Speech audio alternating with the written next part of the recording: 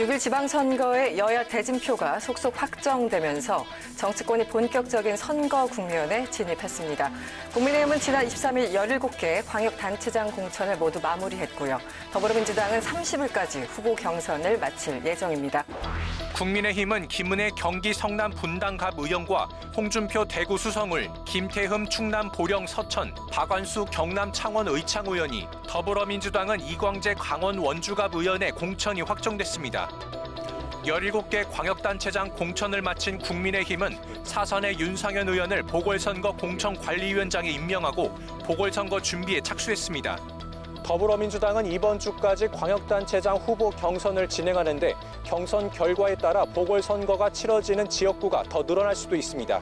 다만 과반이 없을 경우 이번 달 30일까지 결선 투표를 실시해 최종 후보를 결정합니다.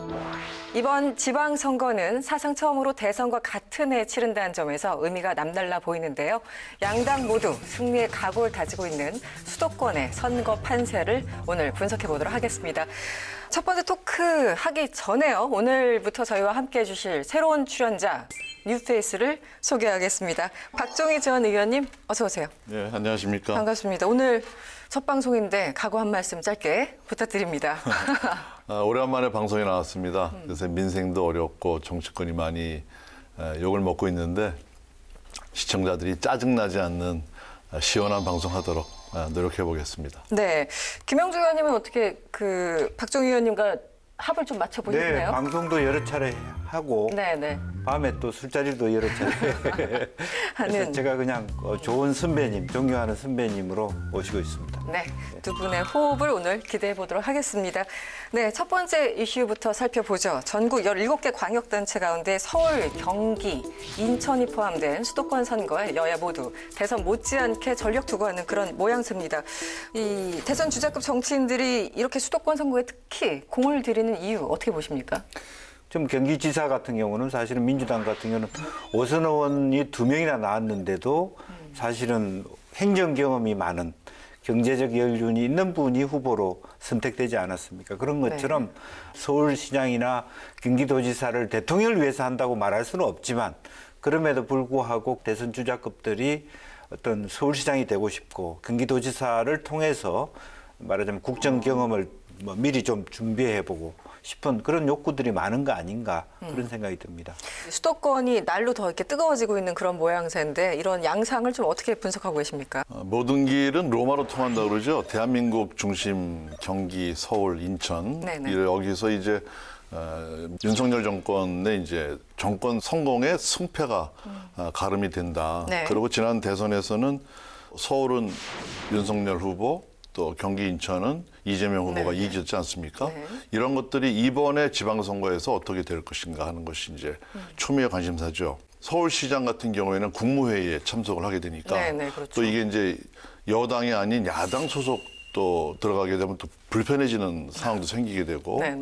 윤석열 정부 입장에서는 국회가 지금 민주당이 장악하고 있기 때문에 여론을 얻고 가야 되는 선거에서 수도권에서 지게 되면 그게 의미가 없어지는 거죠.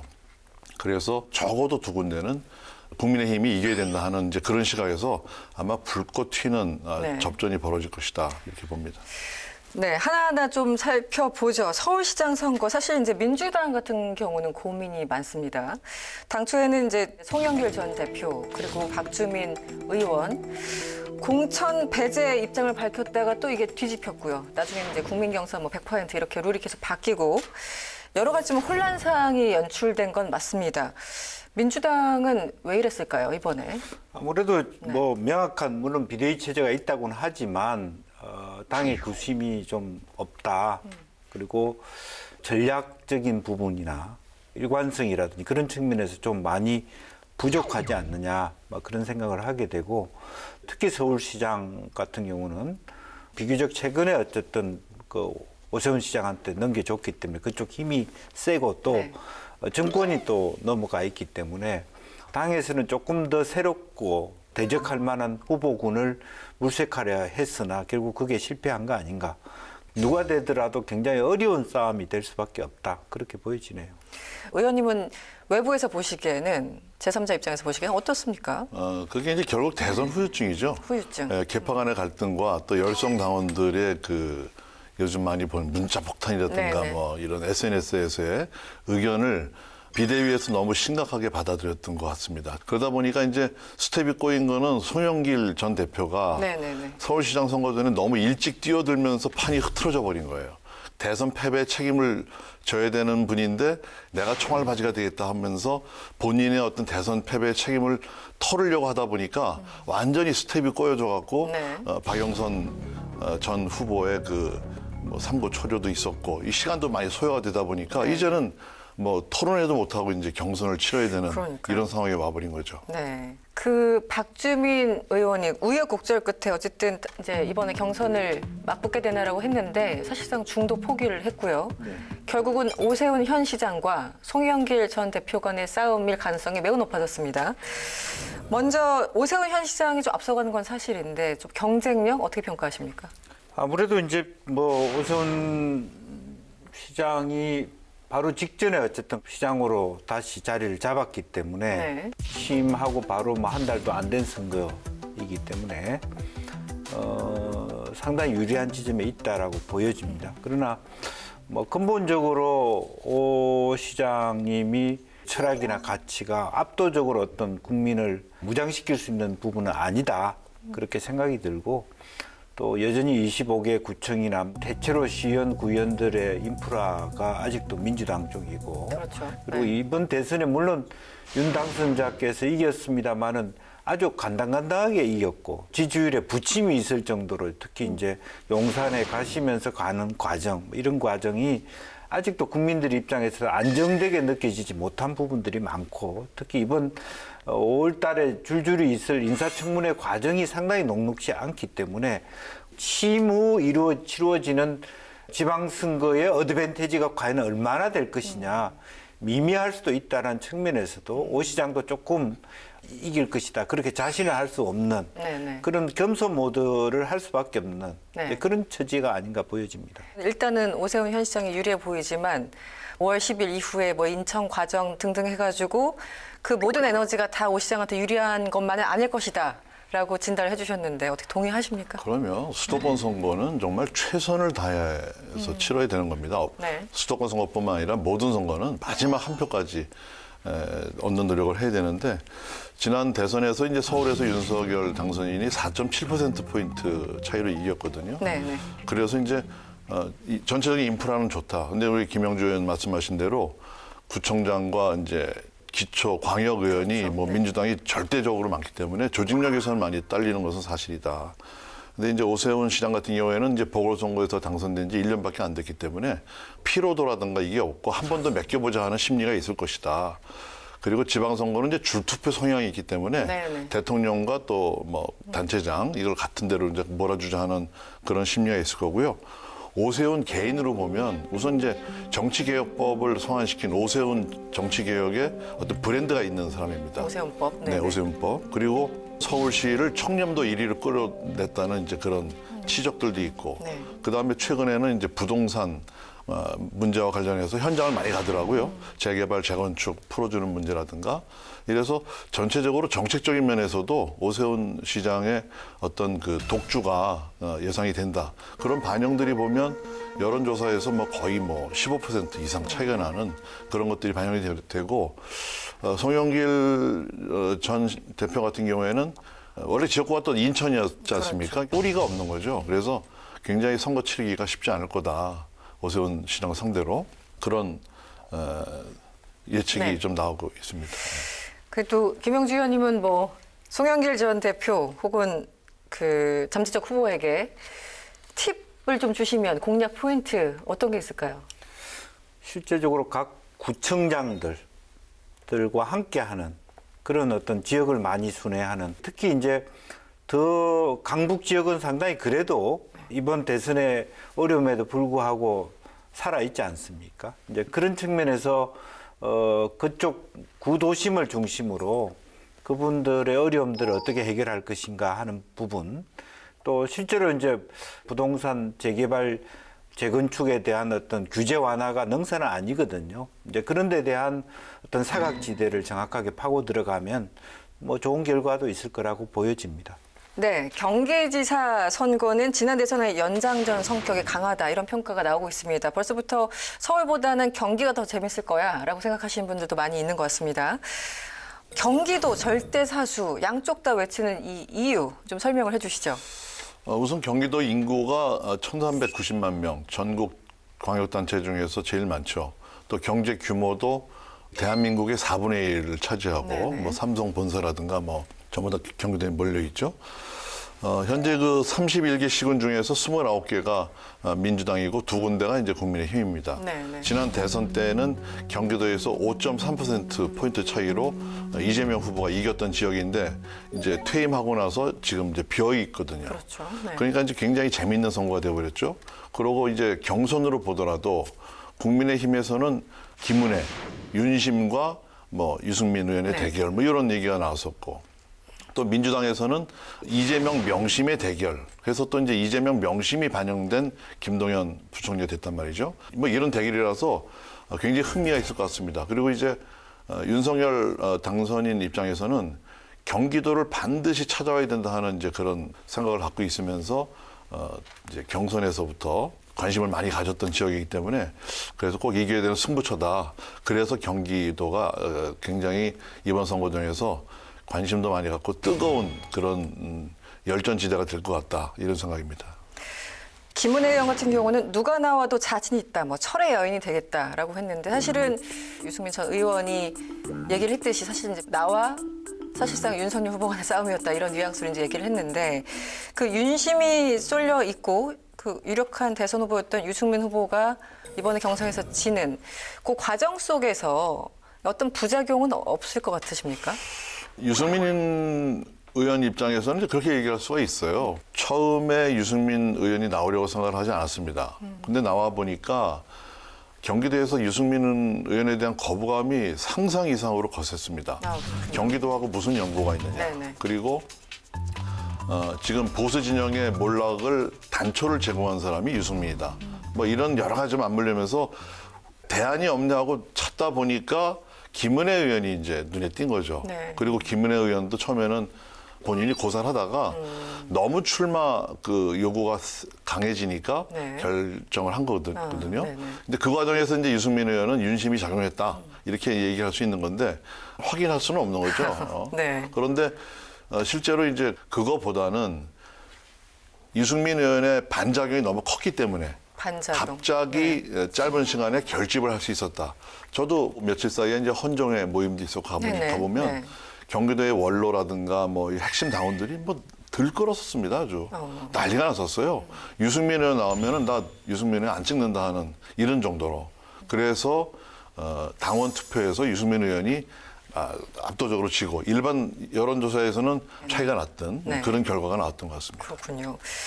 김동연 전 부총리 뭐 결선 투표 없이 바로 본선 티켓을 가졌습니다. 사실은 이제 합당에서 입당한 김동연 전 부총리 입장에서는 소위 말하는 조직표에서 좀 불리한 거 아닐까라고 예상을 했었는데 바로 후보가 되셨어요. 어떻게 보셨습니까? 근데 우선 김동연 후보가 굉장히 유연하게 네. 룰에 대해서도 처연하게 이렇게 그냥 대응한 수용하고. 부분도 네.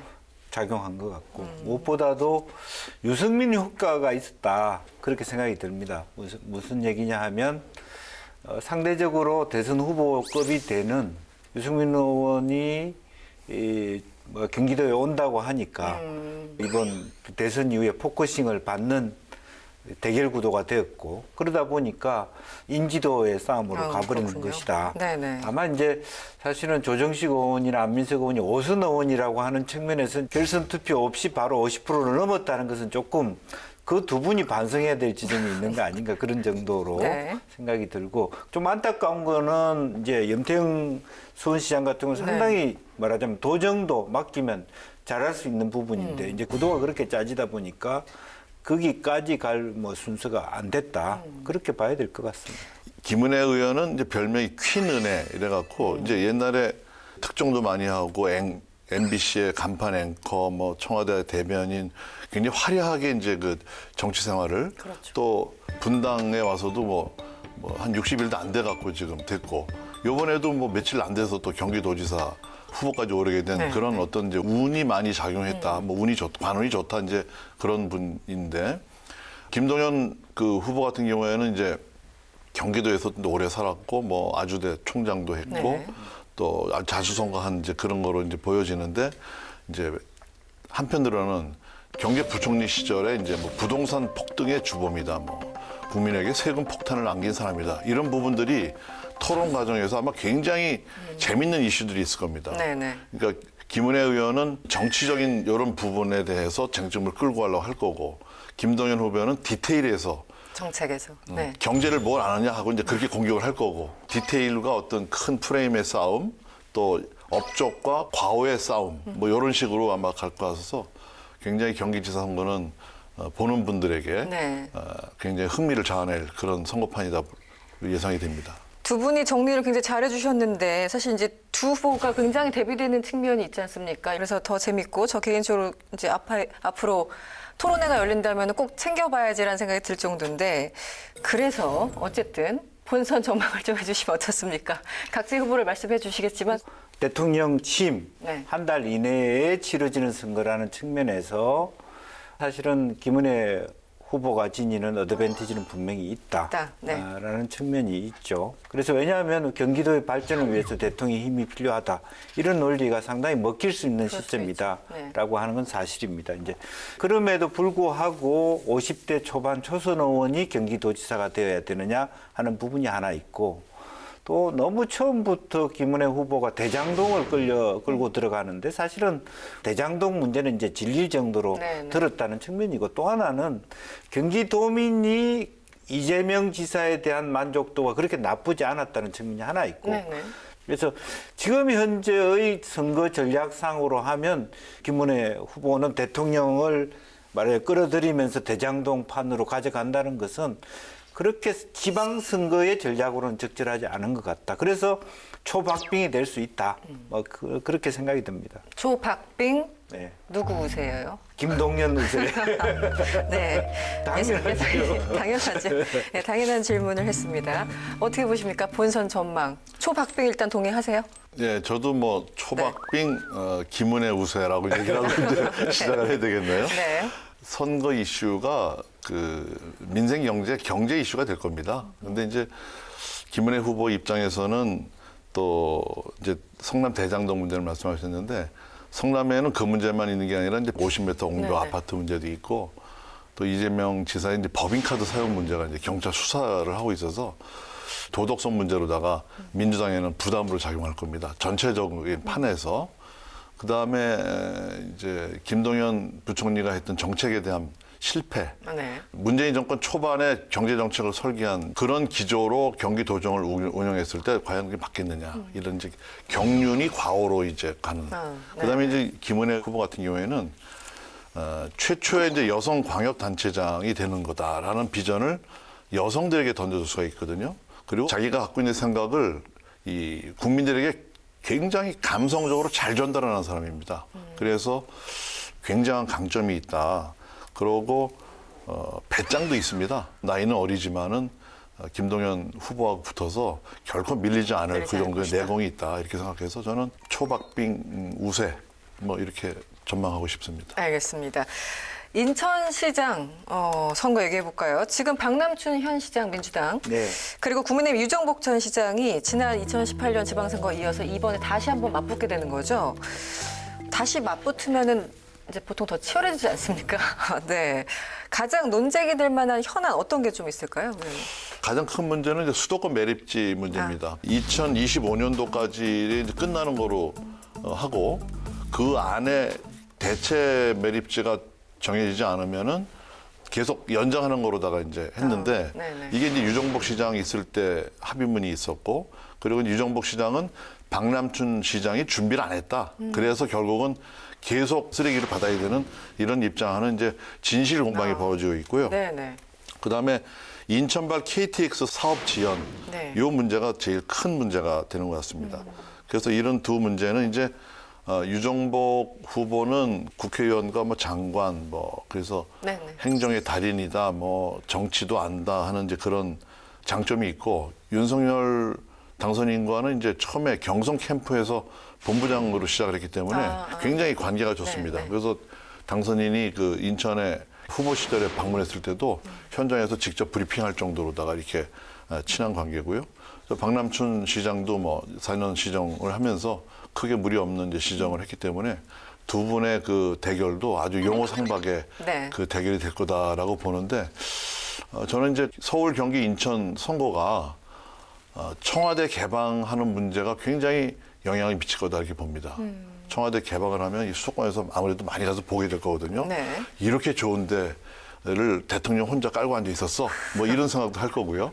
그다음에 이제 그건 너무 오래된 얘기지만 네. 네.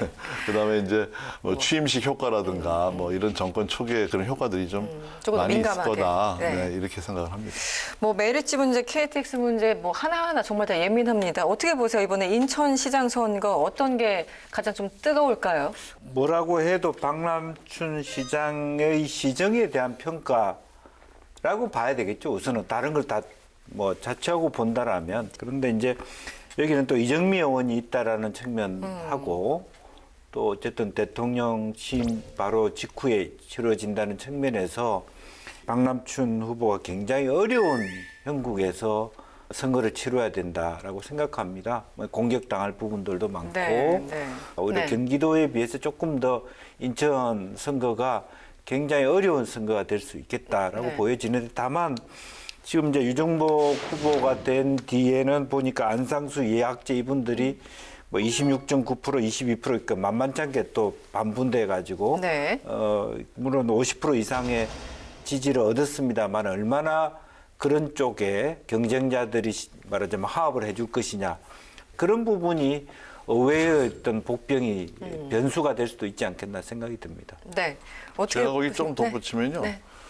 지난 대선에서 그 이재명, 윤석열 표 차이가 1.85% 표 차이였습니다. 그 1.85. 이재명 후보가 이겼는데 이정미 후보가 출마하면서 그게 이제 변수가 돼버렸어요. 네, 3파전. 지난 대선에서 네. 정의당의 심상정 후보가 2.78%를 득표했습니다. 네, 네. 그리고 이제 이정미 후보가 인천 연수리 지역구인데 지역. 거기서 18% 득표를 해서 꽤 많이 득표한 그렇군요. 거거든요. 그러니까 네네. 이정미 정의당 그 표도 꽤 있다고 보여지는 거라서 네네.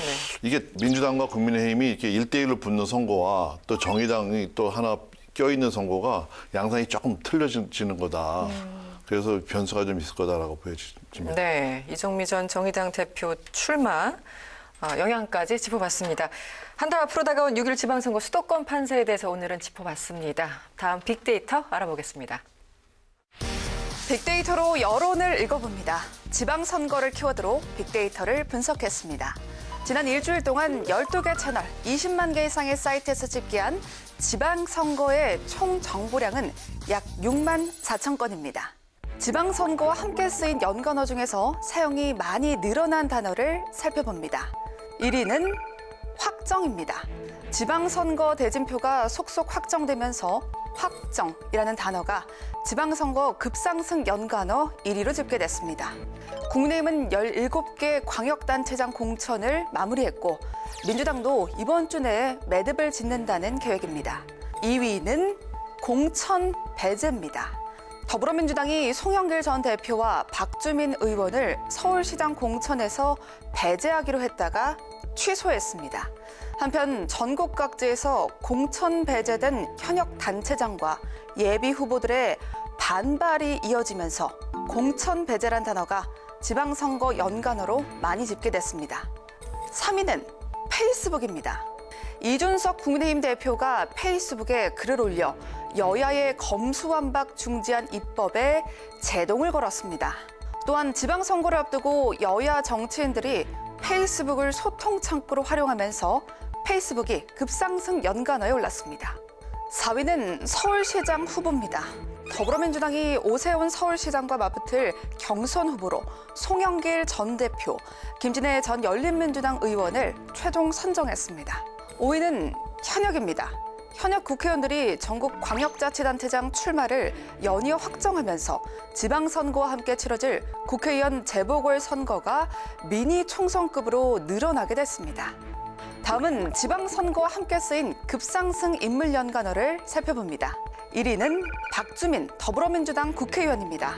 박 의원은 시민들을 불안에서 반드시 벗어나도록 하겠다며 서울시장 출마를 공식 선언했지만 이틀 만에 법사위 상황상 도저히 선거를 치를 상황이 아니라며 서울시장 경선 도전을 포기했습니다.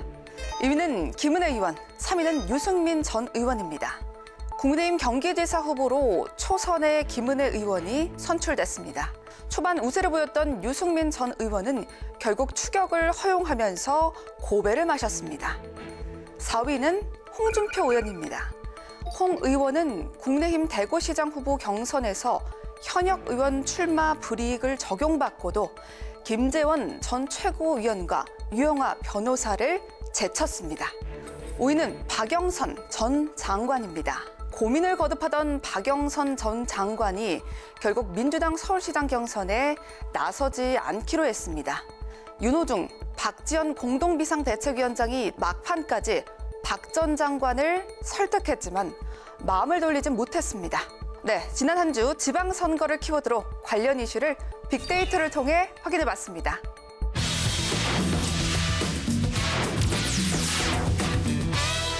(4월) 임시국회 검찰개혁 입법 처리를 두고 지난 22일 박병석 국회의장의 검찰개혁 중재안으로 여야가 극적 합의를 이룬 바 있습니다. 하지만 국민의힘이 사흘 만에 재논의 입장을 밝힌 바 있었죠.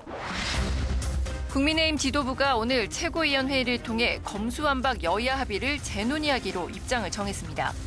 박병석 국회의장이 제시한 검수완박 중재안에 합의하고 여야 원내대표가 서명한 지 사흘 만입니다. 국민의힘은 여야 합의 내용 중 검찰 수사권에서 선거범죄와 공직자 범죄를 제외한 부분을 문제 삼고 있습니다. 이준석 국민의힘 대표는 입법 시한을 정해놓고 밀어붙일 게 아니라 입법 공청회 등을 통한 충분한 논의가 필요한 사항이라고 강조했습니다. 민주당은 재협상 요구를 합의 파기로 규정하고 법안 처리 속도 제한에 나서면서 여야 간 대치 상황이 이어지고 있습니다.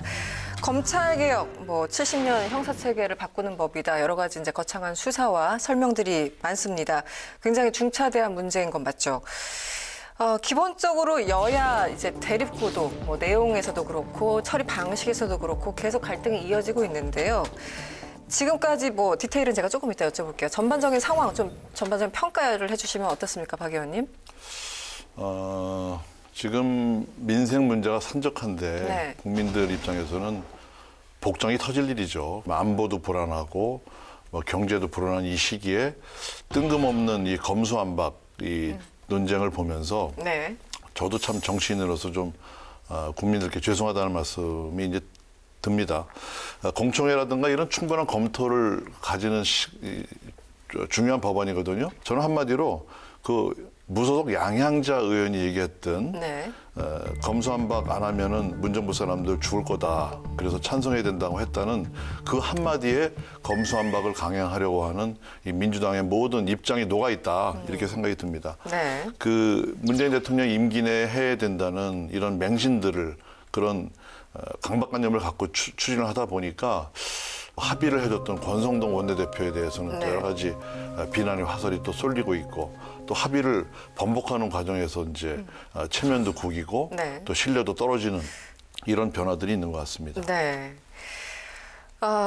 어쨌든 이번 정부에서 이 기소권과 수사권을 분리하는 법안을 반드시 처리해야 된다는 게 민주당의 기본 입장 같습니다. 지금까지 여러 가지 공이 이쪽에 왔다가 저쪽으로 넘어갔다가 다시 왔다 갔다 하는 그런 상황인데 전반적인 평가를 좀 총괄해서 해주시면요. 결과적으로는 이제 박병석 의장의 중재안이라는 것이 말하자면 이 법안의 통과들을 수긍하게 되는 그런 터닝 포인트가 됐고, 중재안이. 예. 네네. 또 하나는 이제 정의당이 민주당 편을 들어서 필리버스터가 무산될 수 있는 그런 힘을 얻게 되는 계기가 되었습니다. 네. 사실은 그대로 놔두었으면 이제 지방선거를 앞두고 민주당이 너무 무리수를 둔다. 누가 보더라도 그런 비판을 할 수 있는 부분인데 부패, 경제, 그다음에 정의당이 제안했던 선거 수사까지 포함해서 유예 조항까지 민주당의 초안보다는 다소 유연해진 그런 어떤 부분적인 정당성을 회복하는 계기를 네. 권성동 원내대표가 만들어줬다. 박병석 의장이 만들어줬다. 이렇게 이야기를 해야 될 것 같고요. 소위 뭐 유전무죄, 무전유죄 같은 어떤 전통적인 검찰에 대한 우리 사회의 시선들이 여전히 높은 상태. 네, 네. 그리고 자기 내부의 문제에 대해서는 굉장히 솜방망이 처벌을 한 건 사실이거든요. 이제 그런 부분이 있어 왔기 때문에 어렵사리 민주당이 갖고 있는 이런 동력도 살아남아 있다. 그렇게 볼 수 있을 것 같습니다. 네. 일단 27일 새벽에 이제 전체회의를 일단은 민주당이 원한 대로 통과시켰습니다. 그리고 그 이후에 이제 여러 가지 과정들이 있는데 민주당 입장에서 어쨌든 본인들이 한번 양보했는데 국민의힘에서 틀었다 또 이렇게 주장을 하고 있고요. 어떻게 봐야 됩니까, 이 상황을? 네. 서로의 각각의 입장이 있어서. 네. 큰 틀에서는 어쨌든 국민의힘 권성동 원내대표가 이제 합의를 해줬기 때문에 민주당에 그런 빌미를 제공한 건 사실입니다. 그런데 법안을 찬찬히 뜯어보면 하나하나 이제 흠결이 자꾸 나오고 있어요. 너무 졸속으로 만들기 때문에. 저는 이 법안이 국회에서 본회의에서 통과돼서 나중에 이제 국무회의 통과돼서 이제 공포를 하게 되는 이 과정에서도 분명히 흠결이 발견이 될 거다. 저는 그렇게 보고요.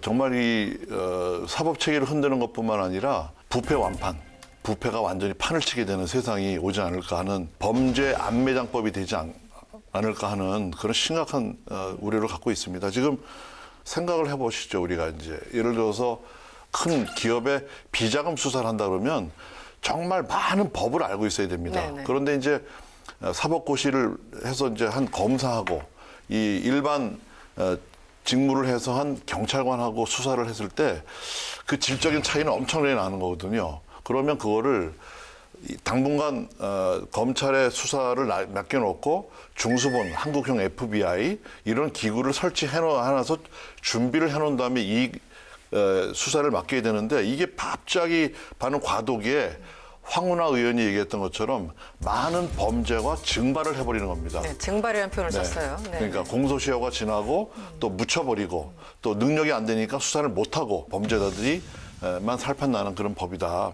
그래서 저는 이 지금이라도 이 법을 뭐 민주당 뜻대로 본회의에서 하더라도 국민들 민생과 이 범죄 예방이라는 차원에서 이 법을 좀 다시 좀 봤으면 좋겠다 이런 생각입니다.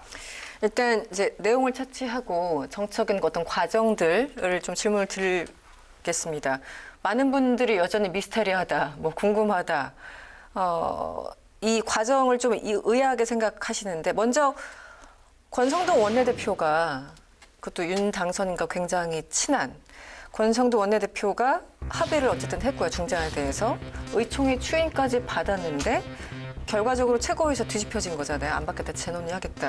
이런 경우가 있습니까? 의원총회에서 다 추인까지 받았는데 최고위에서 뒤집힌 경우가 과거에 있었나요? 저는 권성동 원내대표의 눈에 콩깍지가 씌었다고 봅니다. 콩깍지. 예, 왜냐하면 권성동 원내대표 입장에서는 이제 권수완박 이 법안보다도 네. 아마 한덕수 총리 그 이제 청문회가 더 중요했을 거예요. 그러니까 민주당에서 협의를 안 해주면 진행이 안 될 것 같고 그런 부담을 갖고 있으면서 합의를 하다 보니까 네네. 이런 디테일한 부분이 안 보인 거죠. 그래서 권성동 원내대표는 우리의 입장을 조금이라도 끼워 넣고 이 총리나 장관 청문회 협조를 받아내는 게 더 크지 않느냐.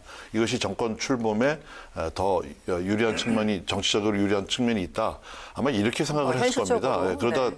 보니까 또 당선인이나 이제 국민의힘 입장에서도 권성동 원내대표를 믿다 보니까 네네. 또 그런 부분에 대해서 세밀하게 점검을 못한 거죠. 네. 그래놓고 나중에 검찰뿐만 아니라 뭐 사법부, 법제처, 또 변호사 단체 이의제의가 오고 또 한동훈 법무장관 지명자가 또 그런 얘기를 하니까 찾아보니까는 이건 도저히 수긍할 수 없는 법이다 그래서 최고위원회에서 재논의 결정이 나는 이래서 이제 전체적으로 흐트러져 버린 그런 사태가 초래된 것 같습니다. 그럼에도 불구하고 여전히 궁금한 점이 윤석열 대통령 당선인 그 인수위에서 처음에는 존중한다고 했었잖아요. 중재안에 대해서 여야가 합의했던 것을 존중한다. 또 그러다가 나중에 이제 헌법 정신 뭐 위배된다 이렇게 입장을 바꿨는데 그러니까 여러 가지 이제 시나리오들이 있는 거예요. 권성동 원내대표 뭐 본인이 검사 출신이기도 하니까 내용은 잘 알았을 텐데 윤석열 당선인과 커뮤니케이션상에서 약간 문제가 있었던 건 아닌가? 혹은 당초에는 윤석열 당선인이 그 내용을 추인 혹은 승인했는데 나중에 이제 검찰의 반발이 워낙 심하고 또 보수층의 반발이 워낙 심하다 보니까 입장을 좀 바꿔서 권성동 원내대표만 난처해진 거 아닌가 여러 가지 이제 해석들이 있어요. 의원님은 어느 쪽에 좀 중점을 두십니까? 글쎄요, 뭐 인수위 입장에서는 자당의 원내대표가 합의한다라고 했고 또 의총에서 그것이 통과된 그렇죠. 부분에 대해서 아무리 내용이 불만이 있더라도 그렇게 되면 안 된다라는 얘기를 하기는 좀 쉽지는 않았을 것 같아요. 이제 그렇고 또 하나는 권성동 원내대표가 설마 당선자하고 굉장히 친한데 이런 걸 의견 조율을 안 했겠는가 이런 어떤 넘겨짚는 부분도 없지 않아 있었을 것 같고요. 네. 또 내부로 들어가면 두 사람의 액트가 또 있는 거죠. 우선은 한동훈 법무장관 후보가 뭐 직업 윤리와 양심을 걸고 이건 안 된다라고 했기 때문에 이제 입장이 그럼 뭐냐 이 입장이 인수위 입장이 그런 논의가 필요한 것 같고요. 당에서 지금 발등에 불이 떨어져 있는 이준석 대표는 분위기가 이상하니까 브레이크를 그런 상황이거든요. 네. 그러다 보니까 여야 모두 할 것 없이 결과적으로 야합 아니냐 공직자에 대한 비리를 서로 감싸려고 했던 노력이다. 이런 어떤 권성동 원내대표가 원래 뜻하지 않았던 공격을 받게 되는 네. 야합을 주도했다.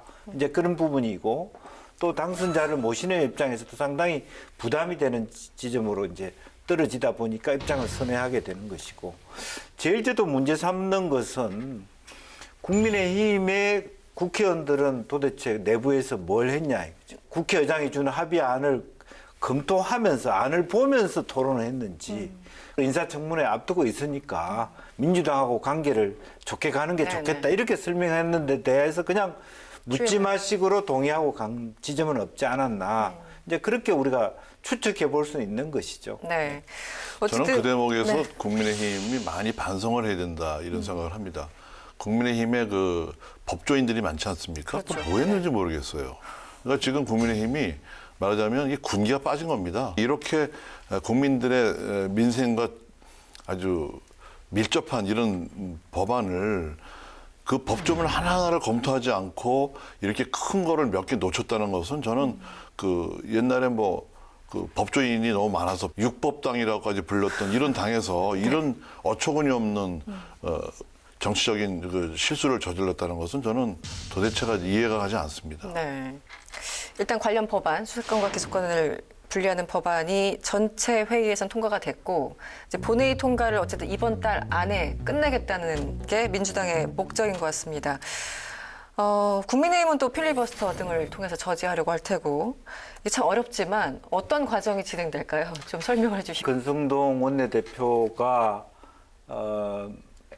민주당 쪽을 이렇게 해준 부분은 정의당이 동의할 수 있는 여력, 또 필리버스터를 저지할 수 있는 그렇기 때문에 아마 본회의 상정하고 통과될 가능성이 매우 많고 네. 다만 이제 법안 수가 두 개지 않습니까? 그렇죠. 검찰청법, 형사소송법 두 가지 있기 때문에 그 과정들을 이렇게 짧게 쪼개가면서 아마 5월 3일 국무회의에서 네네. 상정할 수 있는 데까지는 여력이 있어 보입니다. 어떻게 보십니까? 필리버스터 여러 가지 이제 국민의힘도 이제 전략을 짜야 되는데 좀 전망을 해주시면요. 김 의원님 말씀대로 뭐 그런 수순으로 가게 되겠죠. 지금 뭐 180석을 확보했다고 하니까 네. 정의당까지 해서. 그런데 저는 검수완박 법안에 대해서 반대했던 일부 양심적인 세력들이 좀 있다고 봅니다. 그분들이 회의에 참석을 하지 않는다거나 뭐 네. 기권을 한다거나 이런 형태로 의견을 표명할 수가 있고 네.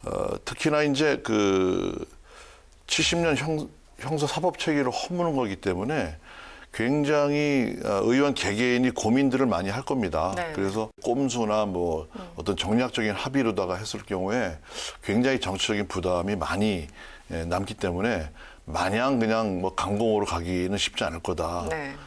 이제 의사 일정이 토요일, 일요일 날도 할 수 있거든요. 그러면 이제 5월 4일 날, 3일인가요? 마지막 국무회의가? 3일. 네, 그때까지는 이제 시간이 충분하다 하더라도 막판에 그런 모든 정치적인 부담이 문재인 대통령이 안고 갈 것이냐 하는 그런 숙제가 남는 거죠. 이런 저런 과정을 통해서 어찌됐든 민주당이 이번에 검찰개혁 법안을 이제 통과시켜서 국무회의까지 통과된다고 해도 이제 5월 10일부터는 윤석열 대통령 이 시작되는 거고 앞으로 이제 중수청 소집까지 뭐 1년 반 또 걸릴 테고 여러 가지 이제 복잡한 과정들이 남아 있습니다. 거부권을 행사하거나 이것을 뒤집을 수 있는 방법들이 충분히 있습니까? 어떻게 보십니까? 새로운 대통령이. 글쎄요, 저는 그럴 가능성이 별로 높지 않다. 대통령의 지지율이 어느 정도 수준이냐에 따라서 여파가 있을 거라고 보고 네. 이번 국회까지는 어쨌든 170석이 넘는 민주당의 어떤 표결할 수 있는 위력이라고 하는 건 사라지는 건 아니거든요. 네네. 이제 그런 측면에서 앞으로 향후 2년 동안에 공수처도 저렇게 부실하다고만 내평기에 놓을 것이 아니라 네네. 공직자 수사를 더 세게 잘할 수 있도록 공수처를 바로 잡아주는 역할, 또 한국형 FBI도 제대로 만드는 역할을 현재 이제 법무부 속에 소속돼 있는 수사관들을 파견해서 교육을 시켜서 경찰들도 질 높은 수사를 할 수 있도록 공백을 최소화하려고 하는 어떤 협력이 있어야 될 것 같고 그런 부분에서 한동훈 그 후보가 아주 차분하게 로키로 가는 것이 필요하지 않겠나 그렇게 보여집니다. 의원님 어떻게 보세요? 글쎄 저는 공수처의 전체를 보면 이 중수본이라는 이 기관도 과연 그렇게 수사 효율을 높여서 성과를 빨리 낼 수 있을까 의문이고요. 좀 회의적. 그런데 예, 저도 이제 그 검찰의 수사와 기소권을 같이 갖고 있는 거에 대해서 저도 반대입니다. 그런데 이런 어떤 경량의 시대에 또 새로운 방법이 나올 거예요. 뭔가 네. 이제 이 되치기를 또 해서 새로운 방법을 연구를 할 거고 이 검찰청법이나 형사소송법의 어떤 시행령 단계에서 기술적인 문제가 나올 수도 있고 네. 그다음에 이제 이 한국형 FBI가 설립된다고 했을 때 권력형 범죄가 또 권력에 의해서 장악된다면 또 그런 야당 탄압이라든가 이런 네. 시비가 걸리지 않게 정말 그 정치적인 중립 제도를 만들어주는 것이 중요하다. 저는 그렇게 생각을 합니다. 네. 추후에 국회 본회의 상황을 저희들이 지켜보도록 하겠습니다. 더불어민주당이 예고한 대로 검수완박 법안 강행 처리에 돌입하자 국민의힘은 필리버스터로 대응했습니다. 본회의 시작 직후 박 의장은 민주당이 요구한 회기 결정의 건을 상정했고 가결됐습니다. 회기가 끝나면서 필리버스터는 강제 종료됐고 필리버스터를 한 안건은 다음 임시회에서 자동 표결에 붙여지는데 민주당은 오는 30일 본회의 소집을 요구했습니다. 한덕수 국무총리 후보자 인사청문회가 더불어민주당과 정의당 의원들의 불참으로 이틀 연속 파행됐습니다. 한덕수 국무총리 후보자 검증을 위한 인사청문회장. 이틀째 국민의힘을 제외한 다른 청문위원들의 자리는 대부분 텅 비었습니다. 더불어민주당과 정의당은 한 후보자의 자료 제출이 부실해 검증이 어렵다며 청문회에 참여하지 않았습니다. 이들은 한 후보자가 부동산 거래 내역과 외화 거래 내역, 김앤장 법률사무소 고문 당시 활동 내역 등에 대한 자료를 제대로 제출하지 않고 있다고 지적했습니다. 결국 한 차례 연기가 됐는데요. 청문 전국의 첫 시작부터 관계가 그렇게 좋아 보이지는 않습니다. 먼저 한덕수 국무총리 후보자 인사청문회 보이콧을 했어요. 그래서 첫날에는 39분 만에 그리고 둘째 날에는 30분 만에 결국 이제 정회 산회가 됐습니다. 자료 제출이 충분하지 않았다. 이렇게 좀 민주당 의원들이 또 정의당 의원들이 굉장히 분개하는 모습도 있었는데 어떻게 보였습니까? 그 자료 제출이 너무 무성의한 것도 많고 또 다른 한편으로 보면 민주당이 요청한 자료가 너무 터무니없이 많거나 방대하다. 지나치거나 그런 부분도 아마 없지 않아 있었을 거예요. 네. 이제 어쨌든 안타까운 것은 이제 청문회 법정 시한을 넘겼다는 거, 20일 기한을 이미 넘겼다는 것이 맞죠. 아쉽고요. 다시 그 일정을 잡았다는 측면에서는 좀 다행스러운 부분이 있습니다. 네. 어쨌든 현재 법적으로 보면 그 총리가 있어야만 네. 장관이 제청이 되거든요. 아, 그렇죠. 그러면 이제 만에 하나 잘못되면 한덕수 총리가 아니라 김부겸 총리가 새 정부의 장관을 제청하는 그런 경우도 생길 수 있다는 것이죠. 최악의 경우에는. 예. 네. 이제 그런 측면들도 생각해 보는데 오히려 저는 지방선거를 앞둔 상태에서 어떤 형태가 있든 모든 후보의 청문을 제대로 하는 것 그리고 민주당은 민주당 나름대로 실력을 보여주는 것 후보는 후보대로 제대로 된 방어를 하는 것이 국민에 대한 도리고 민주당 입장에서도 결코 그게 나쁜 카드는 아니다. 저는 그렇게 생각이 듭니다. 박 의원님도 인사청문 과정을 그동안 오랫동안 이제 지켜보셨을 텐데 항상 이제 여야가 바뀌면은 자료 제출 안 한다고 해서 이제 야당 쪽에서 화를 내는 거는 그건 또 같은 패턴인 것도 맞아요. 우리가 그냥 집단적으로 불참해가지고 시비 걸려는 건 아니다라는 게 이제 민주당과 정의당의 주장인데 그리고 또 하나는 국민의힘에서 요청한 자료와 우리가 요청한 게 비슷하다라는 게 이쪽 이제 주장이에요. 의원님은 어디에 무게를 좀 실으십니까? 자료 부실 제출은 뭐 늘 있는 거 아닙니까? 늘 있는 뭐 거긴 충분하게 줬다는 얘기를 들어본 적은 들어봤죠. 없고요. 네. 뭐 수십 년 전 부모의 재산 그 이동 내역이라든가 뭐 그런 얘기를 하더라고요. 그 이낙연이나 뭐 정세균이나 김부겸 총리 후보자의 3배에 달하는 자료 제출을 요구했다.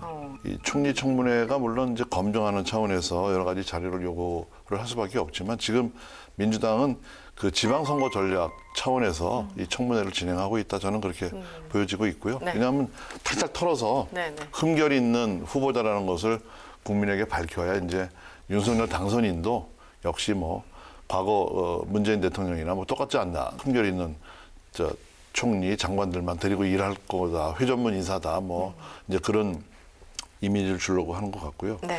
아까 이제 김 의원 말씀하신 대로 그런 뭐 김부겸 총리가 그 후임 장관을 임명하는 경우도 있을 수 있고 과거에는 그 김대중 정부 때 그 김종필 국무총리 같은 경우에는 네. 6개월간 임명을 안 해줘갖고 서리르다가 6개월간을 있었던 적이 있습니다. 네네네. 그 국정 공백이 생기는 거죠. 네네. 또 이제 편법이지만 김부겸 총리가 이제 나 못하겠다고 사표 내면은 임명할 사람이 없지 않습니까? 네, 네. 그 장관 없이 일을 할 수는 없으니까 이제 그 후보자들을 차관으로 임명하는 거죠. 그럼 국무회의를 못 해요. 네. 뭐 그렇군요. 이런 이제 여러 가지 국정 이제 공백이 생기는데 그런 경우가 좀 안 생겼으면 좋겠습니다. 지금 뭐 국민 하루하루가 어렵고 특히 이제 경제 문제는 정말 심각하거든요. 인플레이션. 그렇죠. 그래서 네. 그 민주당이 좀 초반에는 좀 협조를 해줘야 되는데 엊그저께 그 JTBC 문재인 대통령 그 대담 청와대 이전하는 문제라든가 여러 가지 부분이 아주 못마땅한 그런 기류들이 있어서 이게 뭐 정권 교체가 순탄하게 이루어지는 것 같지도 않고 아주 걱정입니다. 실제 자료는 과거 후보자들에 비해서 충분히 낸 것 같고 이거는 굉장히 정치적인 거다. 인사청문회 발목 잡기다. 이런 의견인데 어떻게 보십니까?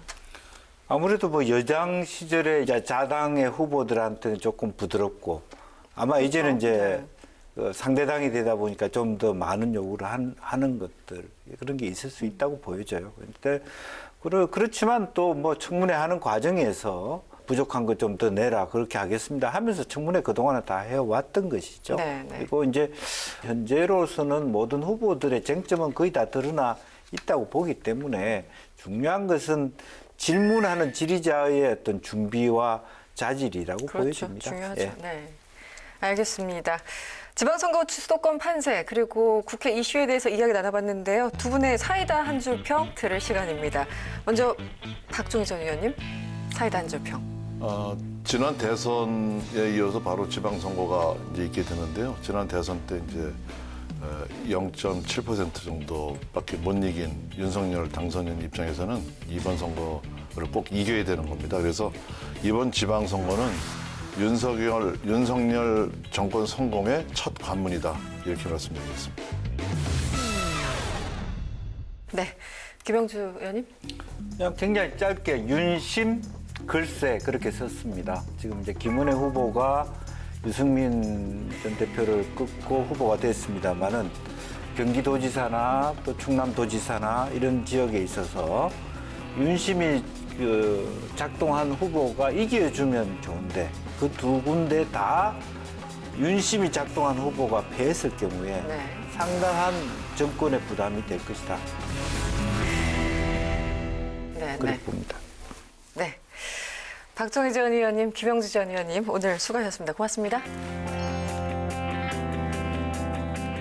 네, 저희가 준비한 내용은 여기까지입니다. 정치톡톡 사이다 다음 이 시간에 뵙겠습니다. 고맙습니다.